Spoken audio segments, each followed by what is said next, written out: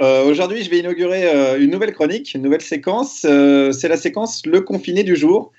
En l'occurrence, aujourd'hui, c'est la confinée et pas des moindres, hein, puisque vous avez été nombreux à me demander des nouvelles d'Edith, l'ancienne esthéticienne de la place Chopin, désormais en retraite au Maroc.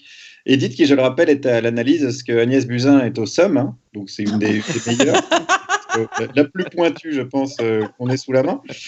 Edith, elle est donc confinée, elle est chez elle, mais elle est à Marrakech et elle a un avis. Vous vous doutez bien qu'elle a un avis Aïe. sur le coronavirus, puisque le coronavirus, elle sait d'où ça vient. Et j'ai vu sur vraiment des preuves. Ils ont fabriqué en Chine, Buzyn et son mari, ils ont fabriqué le coronavirus. Ça s'est fait avec du SRAS, le SRAS qui nous avait envoyé les saloperies de Chinois.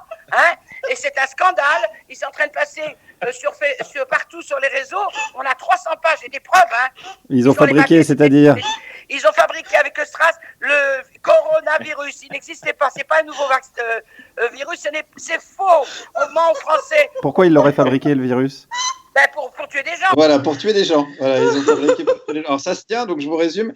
Agnès Buzyn et son mari auraient fabriqué un virus avec la complicité des Chinois pour tuer des gens. Voilà. Alors, bon, à mon avis, celui qui est visé, c'est Franck Riester. Hein. Alors, peut-être tuer des gens qui servent à quelque chose. Hein. C'est pour tuer Franck Riester, c'est pas la peine. Il est déjà en état de mort cérébrale depuis quelques années, donc perdez pas de temps non plus.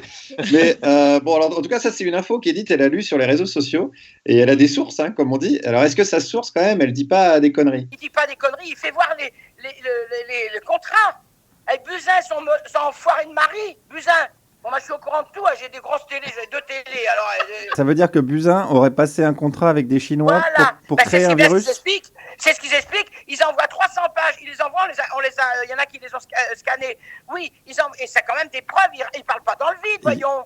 C'est à Huan, la machin, là, avec les Shintok. Voilà, avec les Shintok. Donc, hein, donc Edith, c'est de la manucure, c'est de l'investigation, mais c'est aussi de la géopolitique, hein, je le rappelle. En tout cas, Edith, elle y croit vraiment, vraiment à fond dans cette théorie. Moi, j'y crois. Hein. Moi, j'ai dit, c'est voulu. Pour que on est trop nombreux, peut-être sur la planète, je sais pas. En tout cas, ils ont des preuves. Mais moi, j'y crois. C'est voulu. Ça veut dire qu'ils se seraient tués eux-mêmes? Bah, bien sûr, ces enfoirés. T'as vu ce qu'ils bouffent? Ils mangent des scorpions, ils mangent des chauves-souris. Il y a le virus dans les chauves-souris. Ils mangent n'importe quoi. Non, mais c'est vrai, il faut le dire, les Chinois, ils mangent n'importe quoi. Ils peuvent pas manger comme nous, quoi. Des escargots, des rognons de bœuf, des tripes de porc. Voilà, des trucs convenables, quoi, en fait, tout simplement. Bon, alors, je veux pas vous paniquer non plus, parce que, évidemment, Edith, elle a des solutions face à la crise. Un truc qui serait bien, c'est faire des UV. Quand il fait très chaud, nous, on va sur la terrasse en plein soleil. Ça tue le virus. Ah bon? Bah oui, faut lire, hein. Ils le disent que la chaleur, il faut boire des boissons. Ah oui, des boissons chaudes. Mais il faut écouter les médecins. Moi, j'écoute les médecins. Je crois pas que les médecins ils disent ça, si? Ah si, je l'ai entendu. Ils disent qu'il faut aller bronzer, les médecins?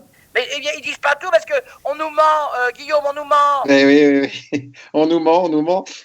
C'est vrai qu'on nous ment, certainement, mais le point soleil n'est pas un remède contre le coronavirus, hein, je le rappelle. Sinon, Jacques Séguéla serait immunisé à vie. Pas plus que les boissons chaudes, d'ailleurs, même si pour qu'Edith se calme un petit peu, je lui conseillerais volontiers une petite tisane quand même. Ah, merci Guillaume. Merci Guillaume. Et bon, alors merci Edith.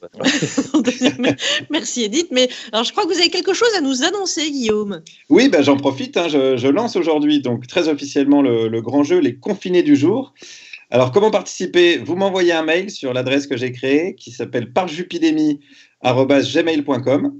Et par retour de mail, je vous enverrai 4 petites questions et je diffuserai évidemment les meilleures réponses. Donc, parjupidemie@gmail.com à vos claviers. Parfait, merci Guillaume. N'oubliez pas que Jupidémie, si vous écrivez, c'est sans l'accent. Hein. Je précise. Exactement. Quand même. Oui.